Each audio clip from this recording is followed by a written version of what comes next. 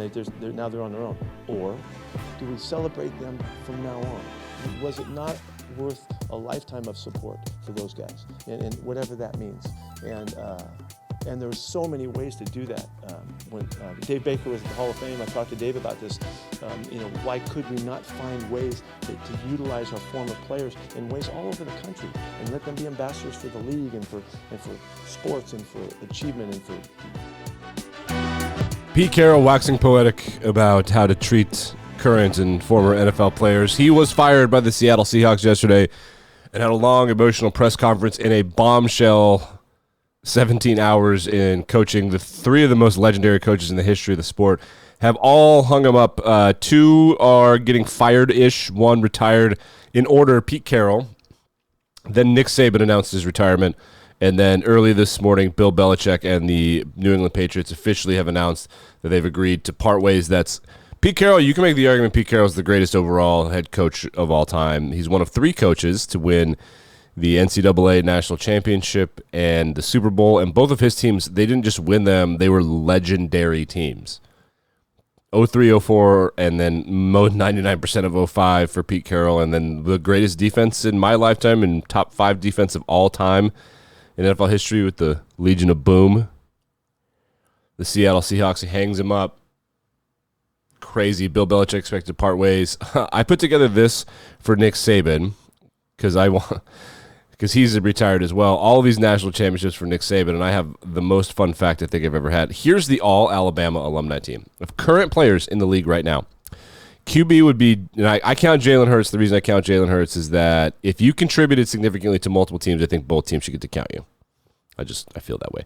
For example, a player like Jalen Hurts or Jahmyr Gibbs, they get to count for Alabama and someone else. That's just my opinion. Jalen Hurts, Tua Tagovailoa, and then Bryce Young or Mac Jones would be the third spot. Derrick Henry, Najee Harris, Jahmyr Gibbs, Josh Jacobs for running back.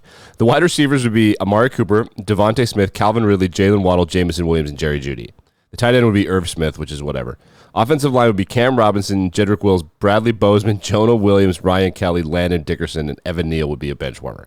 On the defense, this is where it really gets fun. The defensive line would be Quinnen Williams, Deron Payne, Jonathan Allen, Dexter Lawrence, Christian Barmore, Will Anderson, Dalvin Tomlinson, and Jerron Reed. That's wild. They only have one true defensive end, but if you gave a coach this roster, I'm telling you about it, it's like, hey, figure it out, try to win a Super Bowl, they'd probably figure it out. Did you hear that again? Quinnen Williams, Deron Payne, Jonathan Allen, Dexter Lawrence. Dexter Lawrence and Quinnen Williams are two of the best 3 defensive tackles in the league. Will Anderson is a freak. Christian Barmore, Dalvin Tomlinson, Jerron Reed. Unbelievable. The linebackers would be C.J. Mosley and Henry To'oTo'o and Mac Wilson. You've heard of all those guys. The cornerbacks are, this is crazy. This is not even conceivably possible on a real NFL roster. You could not put a group like this together. It wouldn't be financially doable. Marlon Humphrey, Pat Surtain, Trayvon Diggs, Levi Wallace, Xavier McKinney, and the safeties would be Minka Fitzpatrick, Eddie Jackson, and Brian Branch. That would be the best team in the NFL by far. They would have roster holes. Like they'd probably want to find a tight end and another pass rusher. They'd figure it out. They still have guys like Julio Jones out there who maybe Julio Jones could play tight end. That's crazy. That is an absurd that is absurdity. Even crazier to me. 28 of 32 teams have an Alabama alumni player on their active roster practice squad. 28. 28. That's so wild to me. So Bill Belichick parting ways with the New England Patriots, and what just absolute bananas. What a bananas day. So 8 openings in the NFL. 8 openings. Patriots, even do it off the top of my head. Patriots, Panthers, Raiders, Chargers. Oh, it was going so good. Falcons, Patriots, Panthers, Raiders, Chargers, Falcons. Why am I forgetting? Oh, Seahawks, that just happened. So there's 2 more. Bear with me, we can do it. I don't remember. 8 head coaching openings, though. That is so wild. I think there might be 9. The Eagles might fire Nick Sirianni. And the Bucs could fire Todd Bowles. We might not be done. The hottest head coaching candidates will be Bill Belichick. Mike Vrabel is expected to just be named the Patriots head coach, but since Belichick is leaving, they're not allowed to do that, I don't think. They have to go through the process, and the process is happening now. The hottest head coaching candidates right now are both of Detroit's coordinators. Aaron Glenn and Ben Johnson have been requested by 3 different teams each. to interview for the job.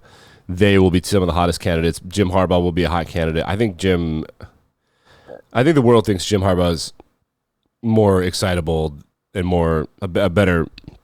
Oh, the Titans, Mike Vrabel, duh. So I think people overestimate Jim Harbaugh's appeal to ownership and other people. So as a result of that, I think Jim's going to end up somewhere like the Raiders or the Panthers. I think the Panthers make sense to me.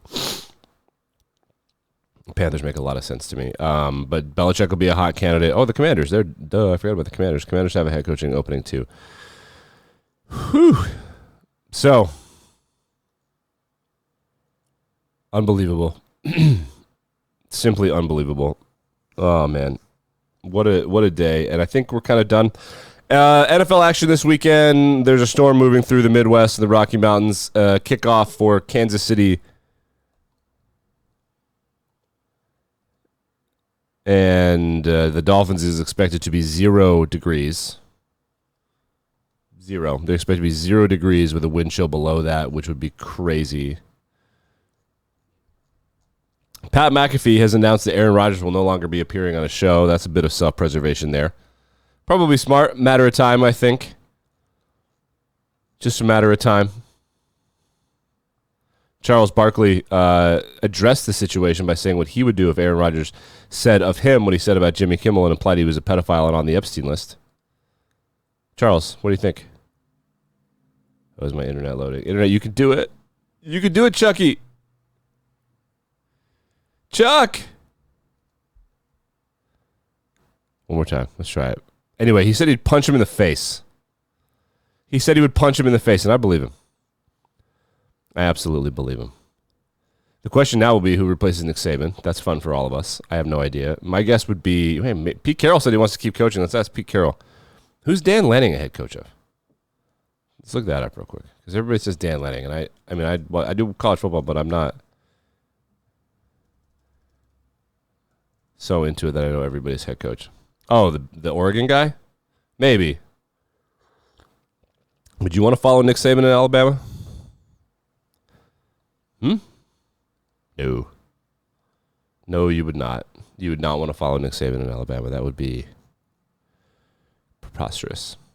We do have this situation. James Franklin's agent did something really interesting. So here's Pete Thamel, who's reporting buyouts for current head coaches that might be of interest to the University of Alabama and their head coaching search. Dan Lanning, Kalen DeBoer, which is Oregon, Washington, Dabo is Clemson, James Franklin is Penn State, and Mike Norvell is Florida State.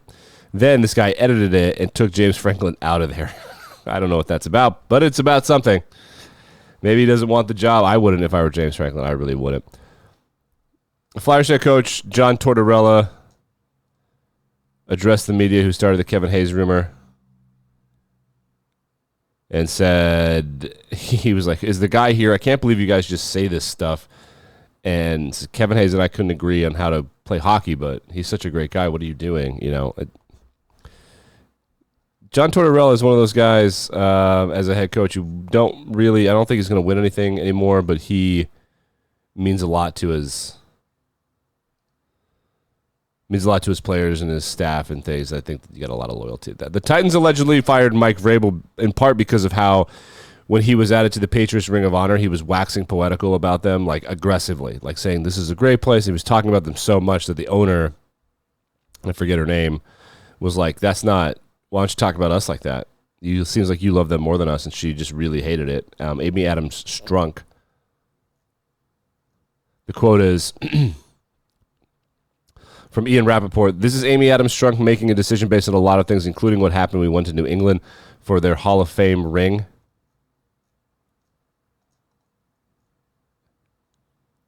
And he also did not dispel rumors that he would be the next head coach of the New England Patriots, which that would piss me off. If I were a billionaire and be like, why don't you love us that much? Be like, you can get out of here. There's derision in Tennessee, so we'll figure out.